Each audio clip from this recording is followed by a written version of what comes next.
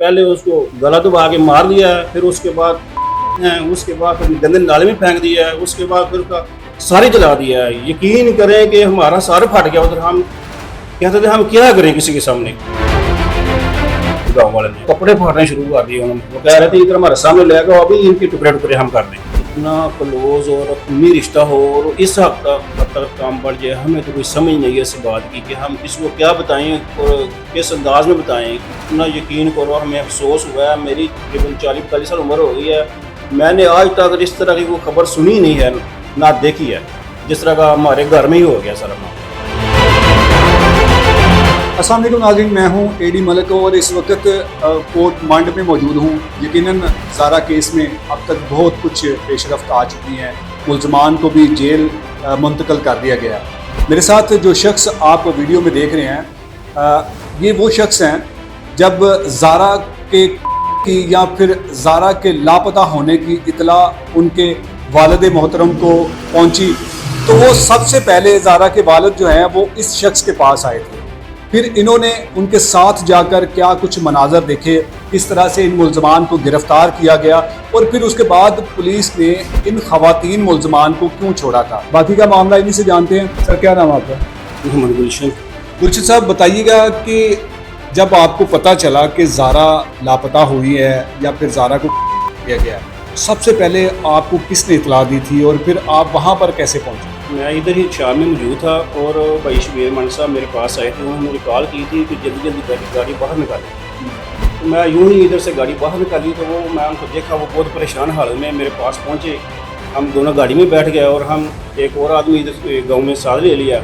तो जब रास्ते में जाकर हमें उन्होंने बताया कि वो ज़ारा का सुबह का ना 7:30 बजे के नाट जो बंद है। तो उधर भाई शबीर साहब उनके घर गए तो उनसे जाकर पूछने लगे कि क्या मसला क्या बनाया। तो बस उन्होंने ये बात की कि सुबह तकरीबन 7:30 बजे ज़ारा घर से चली गई थी। उन्होंने हमें बताया कि मैंने हसन से रब्ता किया है, मैं बाज़ार जा रही हूँ, मैं शाम को आ जाऊँगा। तो जो बच्चा जो था तकरीबन हमने 11 बजे के करीब देखा, वो रो रहा था।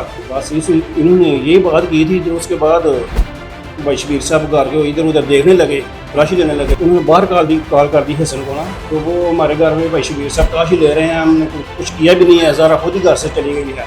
तो इस तरह की बातें करते करते तकरीबन 11 बज गया। तो भाई शबीर साहब ने 115 पे कॉल की, तो पुलिस वाले आए, उन्होंने वो औरतों को और बच्चों को पकड़ के थाने में ले गए। तकरीबन हम इधर गाँव में पहुँचे नहीं हैं तो पुलिस वाले ने उनको छोड़ दिया। अच्छा, तो आपने कहा जी जब 15 पर कॉल की, पुलिस आई और इन माँ बेटियों को जो है वो पकड़कर थाने लेके गई और फिर थोड़ी देर बाद इनको छोड़ दिया, तो पुलिस ने क्यों छोड़ दिया था? वजह क्या थी उनको छोड़ने की? अल्लाह आलम क्या वजह थी। उन्होंने पैसा दिया हुआ था थाने में या इस तलक थे उनके।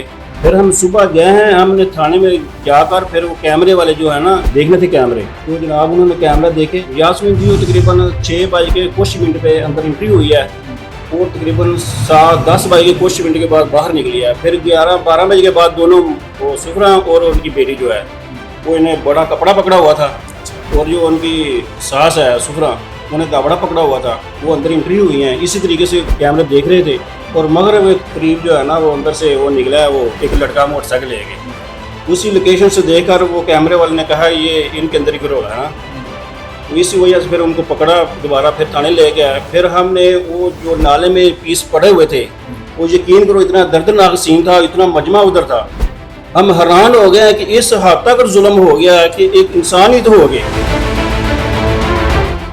उन्होंने इतना जुल्म करके और पहले उसको गला दबा के मार दिया है, फिर उसके बाद फिर गंदे नाले में फेंक दिया है, उसके बाद फिर उसका सारे जला दिया है। यकीन करें कि हमारा सार फट गया उधर। हम कहते थे हम क्या करें किसी के सामने, बात हमारे को नजर ही नहीं आ रहा था उधर।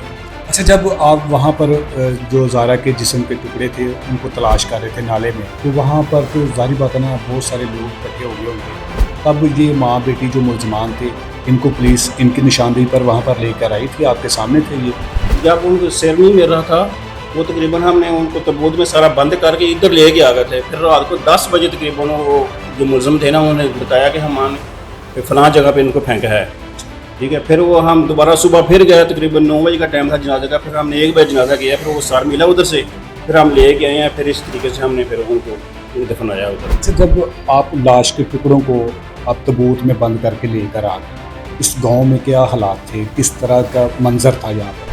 इस तरह तो हमारे गांव का मंदिर सा था, जिस तरह पता नहीं कोई बड़ा अजीब या वाक़या है, भी अजीब था, लेकिन सारा गांव हमारा बाहर निकले खड़ा हुआ था ना, इंतज़ार कर रहा था। अच्छा, अब जो मुलजमान चारों पुलिस ने पकड़ के इनकी तफ्तीश करके तमाम चीज़ें आप समझते हैं कि बरामद कर ली गई हैं या अभी भी बरामद होना कुछ बाकी था? ये हमारा अभी वो पैसों वाला जो जेवर वाला जो मामला वो चल रहा है, वो बातचीत चल रही है ना थाने में, लेकिन उन्होंने बताया कि 4 मुलजमान जो वो जेल में भेज दिए हैं, बाकी 4 जो थाने में हैं उनकी तफ्तीश जारी है। अच्छा, आपने कहा कि कुछ पैसों का और जेवर का मामला, ये क्या मामला है और किसके पास पैसे और किसके थे ये पैसे? वो पैसे ज़ारा के थे, वो बाहर से जब आई थी उनके पास नकदी रियाल थे और जेवर से बनवा के लेके गई थी, ठीक है। तो अगली बात का पता नहीं क्या मसला बनाया, क्या उन्होंने देखा है, क्या उनके जज्बात थे, हमारी तो समझ में नहीं आ रही कैसे उन्होंने जुल्म कर दिया। एक हादसा का हिस्सा चेहरा इंसान को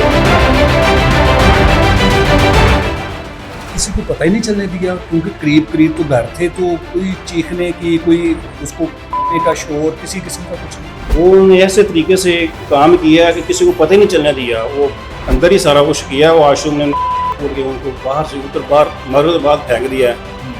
मोहल्ले वालों को तो पता ही नहीं था ये इस तरह के भी हमारे गाँव में हालात हो जाने। उनको तो बाद में पता चला, यकीन करो, कपड़े फाड़ने शुरू कर दिए उन्होंने गाँव वाले ने। वो कह रहे थे इधर हमारे सामने ले गए, अभी इनके टुकड़े टुकड़े हम कर दें। इतना क्लोज और खूनी रिश्ता हो और इस हद तक काम बढ़ जाए, हमें तो कोई समझ नहीं है इस बात की कि हम किसी को क्या बताएं और किस अंदाज में बताएं। इतना यकीन करो, हमें अफसोस हुआ है। मेरी तकरीबन 40-45 साल उम्र हो गई है, मैंने आज तक इस तरह की कोई खबर सुनी नहीं है, ना देखी है, जिस तरह का हमारे घर में ही हो गया। अब मुलजमान तो जेल में चले गए, अब हो सकता है कि उम्र कैद की में सज़ा हो, लेकिन कब हो?